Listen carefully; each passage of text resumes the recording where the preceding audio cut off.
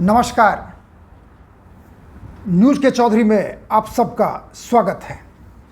मैं वीरेंद्र चौधरी एक बार फिर से आपके सामने हाजिर हूं एक नए सवाल के साथ। सवाल यह है, भारत के लिए वन नेशन वन इलेक्शन क्यों जरूरी है?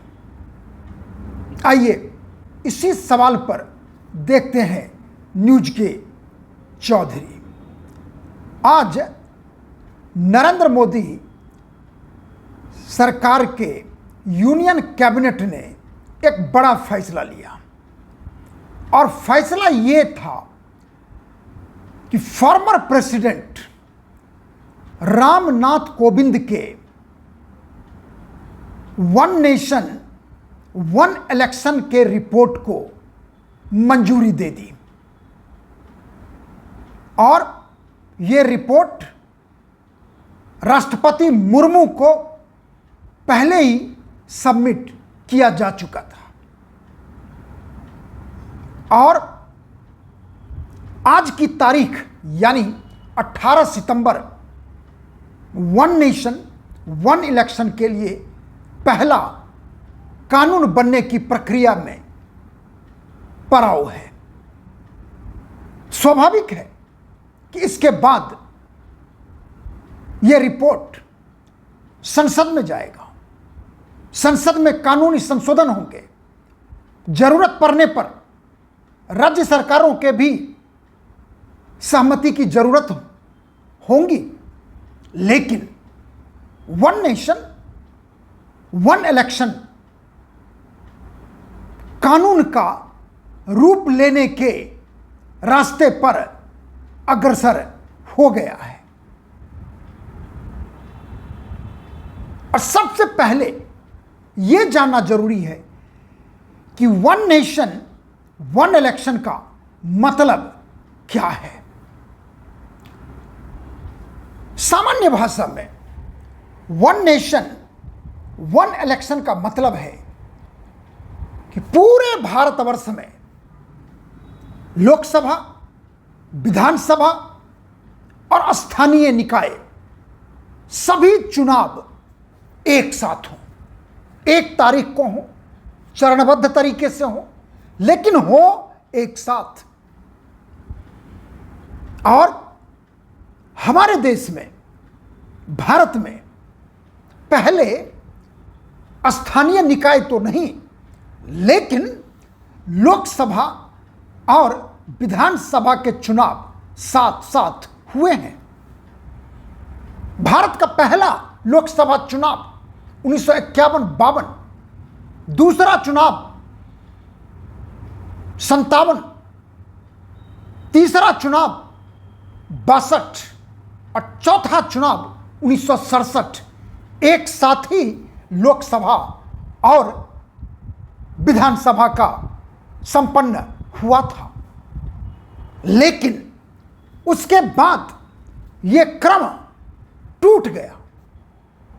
टूटने का कारण यह था कि कई राज्य सरकारों को केंद्र सरकार ने डिसमिस कर दिया, क्योंकि जानकारी जरूरी है कि 1967 में इंदिरा गांधी के नेतृत्व में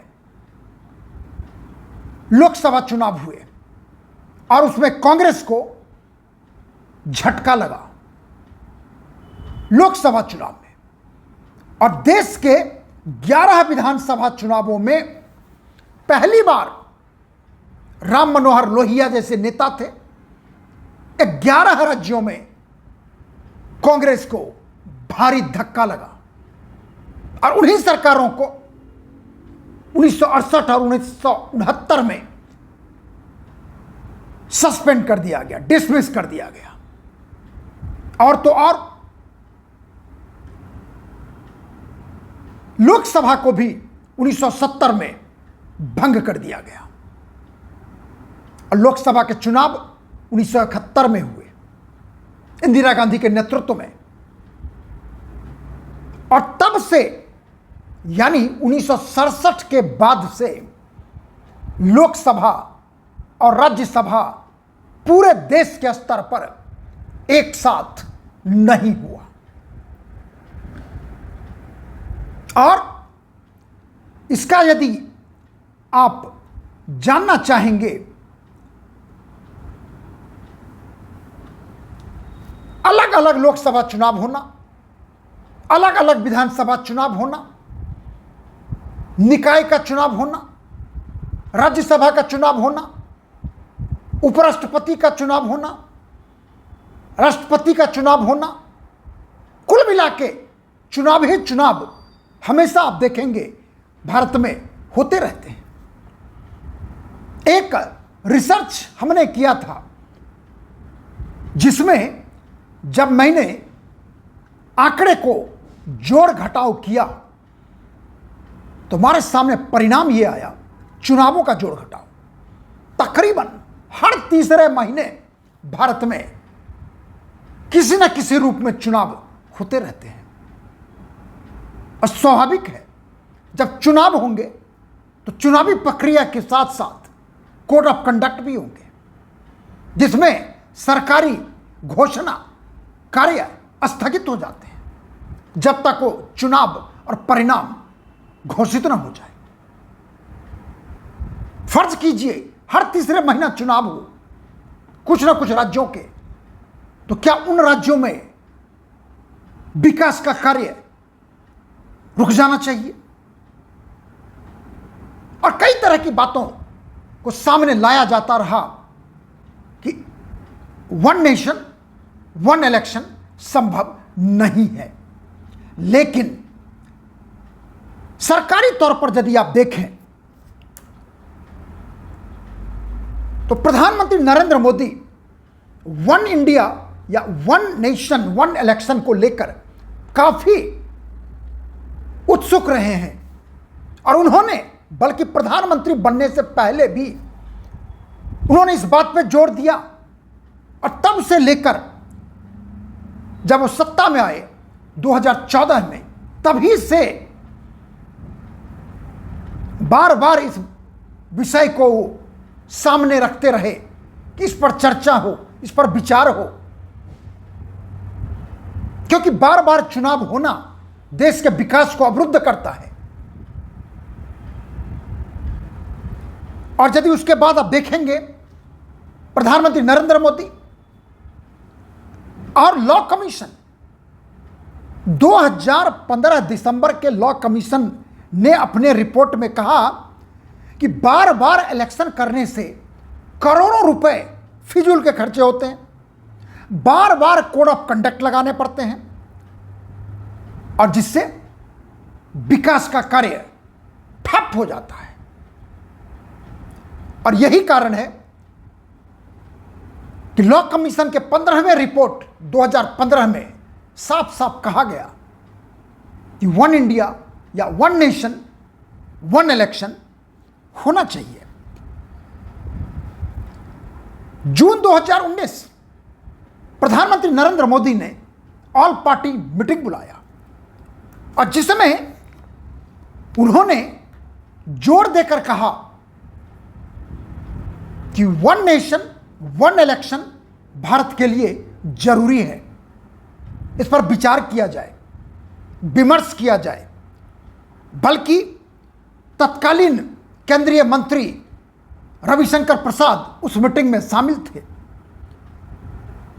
और उन्होंने कहा कि लगभग हर महीने चुनाव ही होते हैं, और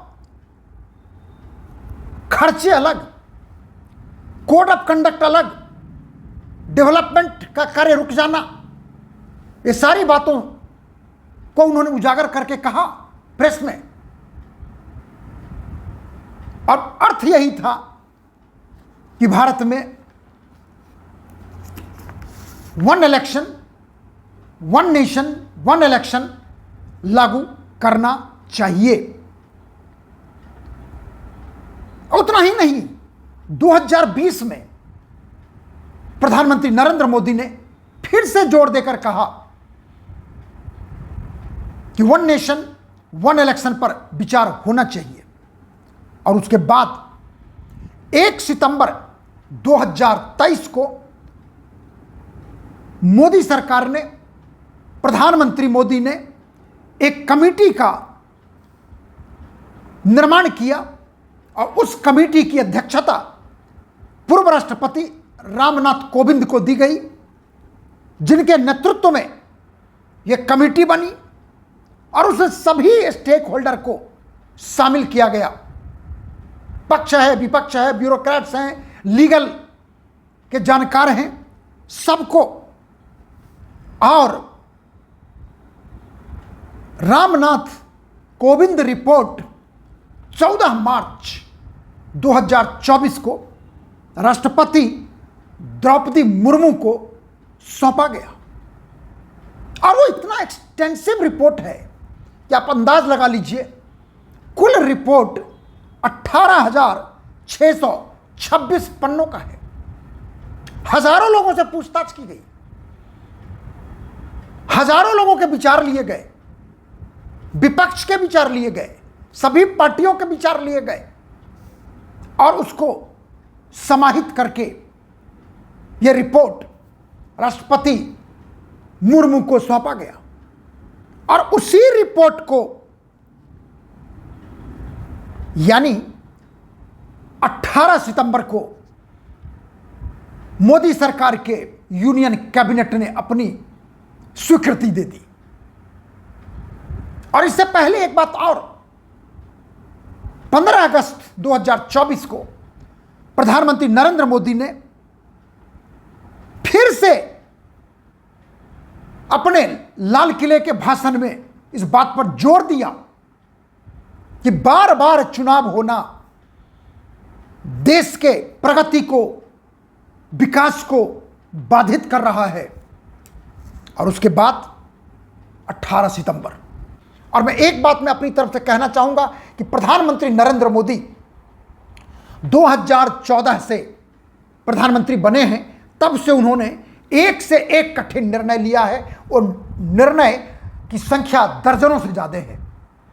मैं समझता हूं, चाहे वो जीएसटी का कानून हो, चाहे वो धारा 370 हटाने की बात हो, और ट्रिपल तलाक के खिलाफ हो, चाहे वो राम मंदिर के मुद्दे हो, चाहे वो और भी कई मुद्दे हैं जिन पर उन्होंने जिस हिसाब से निर्णय लिया है, कठिन निर्णय लिया है, मैं समझता हूं कि यह भी एक कठिन निर्णय है। और यदि प्रधानमंत्री नरेंद्र मोदी सदन से, संसद से, राज्य विधानसभा से इसको सहमति लेके कानून बनाते हैं, तो मैं नहीं समझता कि देश के हित में ये नहीं होगा। खर्चे घटेंगे, पॉलिटिकल कैंपेनिंग मोड कम होगा। कम से कम 5 साल तक तो कोई भी पार्टी की सरकार हो, चाहे बीजेपी की सरकार हो, चाहे कल को कांग्रेस की सरकार हो, लोकतंत्र है, सरकार किसी की भी हो सकती है, सरकार अस्थाई किसी की नहीं होती। इसलिए मैं समझता हूं कि यह देश के हित में होगा। और इसलिए मेरा सवाल है कि one nation one election Bharat के लिए बहुत ही जरूरी है। ऐसा होना देश के हित में होगा, हमारा ऐसा मानना है। आखिर में यदि आपको कार्यक्रम अच्छा लगता है तो इसे आप लाइक करें, शेयर करें, और यदि कुछ कहना चाहते हैं तो कमेंट सेक्शन में जाके अपनी बात जरूर लिखें। और एक निवेदन आपसे कि मेरे YouTube चैनल को आप जरूर सब्सक्राइब कीजिए। आपका मैं हमेशा ऋणी रहूँगा, और इस ऋण से मैं कभी ऋण होना भी नहीं चाहूँगा, क्योंकि आप ही की वजह से तो मैं आपके सामने हूँ और आगे भी रहूँगा। बहुत बहुत धन्यवाद। नमस्कार।